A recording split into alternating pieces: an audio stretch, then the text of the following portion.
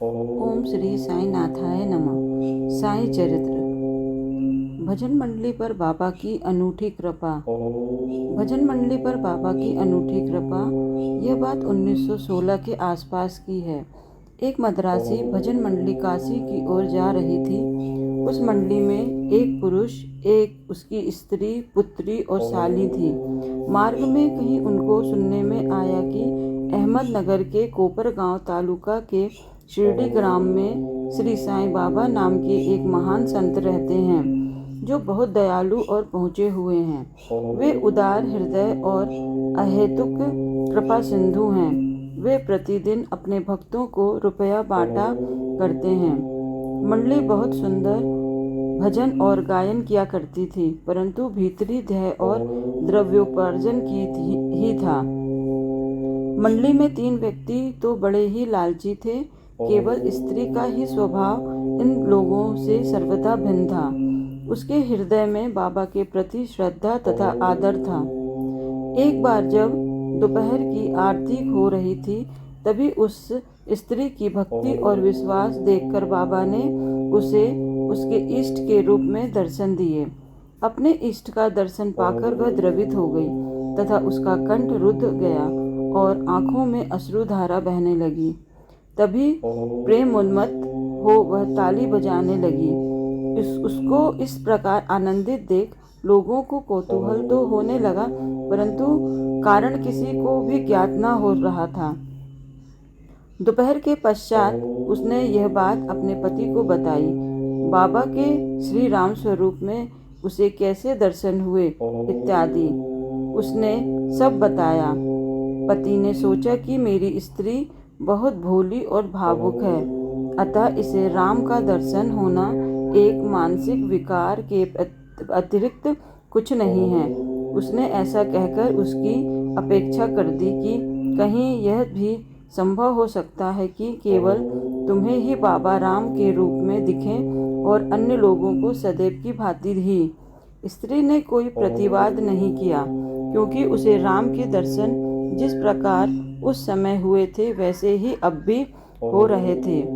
उसका मन शांत, स्थिर और संतुष्ट हो चुका था। एक दिन रात्रि में उसके पति को एक विचित्र स्वप्न आया। उसने देखा कि एक बड़े शहर में पुलिस ने गिरफ्तार कर रस्सी से बांधकर उसे कारावास में डाल दिया है। फिर उसने देखा कि बाबा शांत मुद्रा में शिकंजों के बाहर उसके समीप खड़े हैं। उन्हें अपने समीप खड़े देखकर वह गिड़गिड़ा कर कहने लगा कि आपकी कीर्ति सुनकर ही मैं आपके चरणों में आया हूँ, फिर आपके इतने निकट होते हुए भी मेरे ऊपर यह विपदा क्यों आई? तब वे बोले कि तुम्हें अपने बुरे कर्मों का फल अवश्य भुगतना चाहिए। वह पुनः बोला कि इस जीवन में मुझे अपने ऐसे कर्म की स्मृति नहीं जिसके कारण मुझे यह दिन देखने को मिला।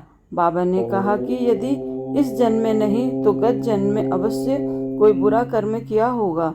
तब वह कहने लगा कि तुमने तो अपने गत जन्म की भी कोई स्मृति नहीं, परंतु यदि एक बार मान भी लूं कि कोई बुरा कर्म हो भी गया होगा तो आपके यहाँ होते हुए तो उसे भस्म हो जाना चाहिए। बाबा ने पूछा कि क्या तुम्हारा सचमुच ऐसा दृढ़ विश्वास है?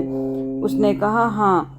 तब बाबा ने उससे अपनी आंखें बंद करने को कहा और जब उसने आंखें बंद की तो उसे किसी भारी वस्तु के गिरने की आहट सुनाई दी।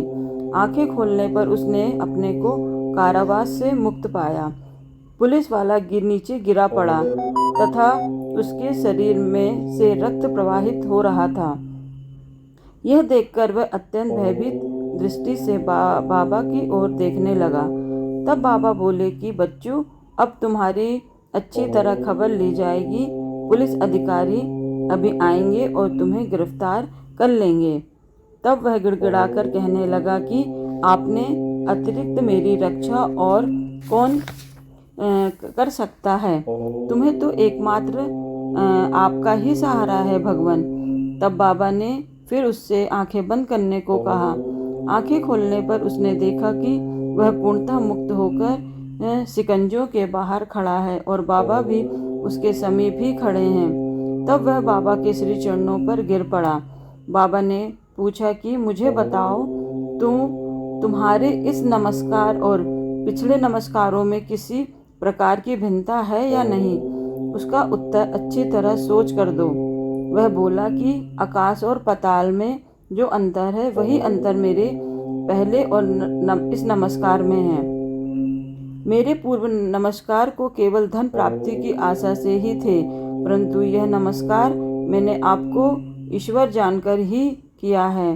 पहले मेरी धारणा ऐसी थी कि यवन होने के नाते आप हिंदू का धर्म भ्रष्ट कर रहे हैं। बाबा ने पूछा कि क्या तुम्हारा यवन पीरों में विश्वास नहीं? प्रत्युत्तर में उसने कहा कि जी नहीं। तब वे फिर पूछने लगे कि क्या तुम्हारे घर में एक पंजा नहीं? क्या तुम ताबूत की पूजा नहीं करते? तुम्हारे घर में अभी भी एक कालबीबी नामक देवी है, जिसके सामने तुम विवाह तथा अन्य धार्मिक अवसरों पर कृपा की भीख मांगा करते हो।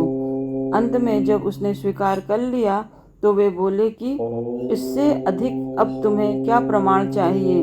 तब उसने मन में अपने गुरु श्री रामदास के दर्शन की इच्छा हुई। बाबा ने जो ही उससे पीछे घूमने को कहा तो उसने देखा कि श्री रामदास स्वामी उसके सामने खड़े हैं, और जैसे ही वह उनके चरणों में गिरने को तत्पर हुआ, वे तुरंत आश्चर्य हो गए। तब वह बाबा से कहने लगा कि आप तो वृद्ध प्रतीत होते हैं, क्या आपको अपनी आयु विदित है? बाबा ने कहा कि तुम क्या कहते हो कि मैं बूढ़ा हूँ? थोड़ी दूर मेरे साथ दौड़कर तो देखो। ऐसा कहकर बाबा दौड़ने लगे और वह भी उसके पीछे पीछे दौड़ने लगा।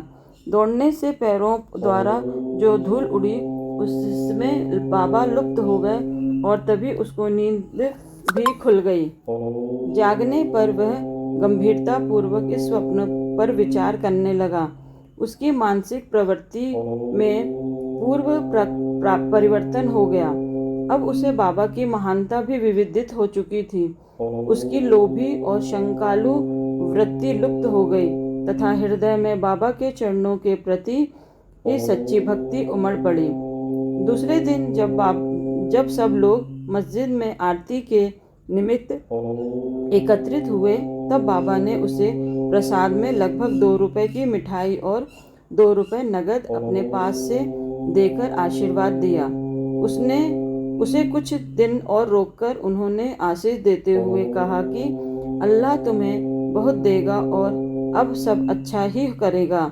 बाबा से उसे अधिक द्रव्य की प्राप्ति तो हुई, परंतु उनकी कृपा उसे अवश्य प्राप्त हो गई। उससे इसका बहुत ही कल्याण हुआ। मार्ग में उस मंडली को यथेष्ट द्रव्य प्राप्त हुआ और उनकी यात्रा बहुत ही सफल हुई। ओम श्री साईनाथाय नमः।